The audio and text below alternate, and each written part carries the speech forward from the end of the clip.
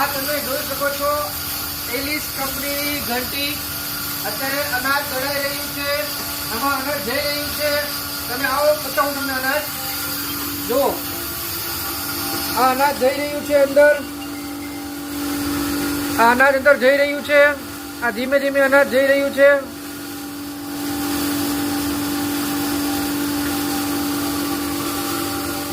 અત્યારે ઘંટી ચાલુ છે.